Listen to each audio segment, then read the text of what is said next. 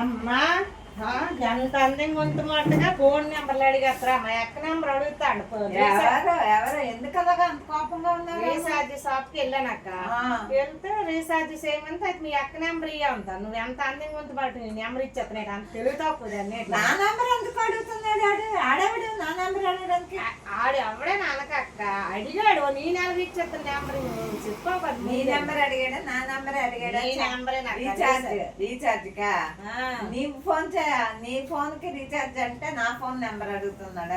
ఆడేవిడ తెక్కలోడు phone number దేనికి అడగరా ఆడు తెక్కలోడు కాదు నేనే తెక్కలు దాన్ని రీఛార్జ్ వేస్ట్ అయిపోయినాయి తక్క కదా వేస్ట్ అయిపోయింది. అతను అన్నాక లేదు అది మనమే తప్పగా ఆలోచించామా. ఓహో అలాగంటావా?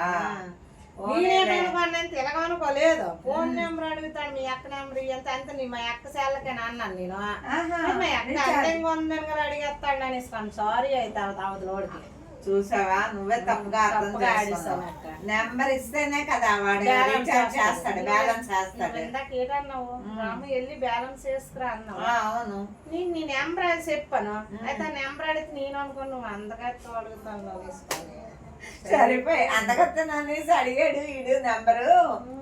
నాకు నువ్వు అందగత్తివి వాళ్ళవన్నీ ఎందుకు నేను ఇలా మా ఇంట్లో తీసుకున్నాను. ఎవడో అందగత్తి కాదు రీఛార్జ్ అంటే ఎవరి నెంబర్ చెప్తే వాళ్ళ నెంబర్కే రీఛార్జ్ చేస్తారు. సరేనా చెప్పావా? గుడ్.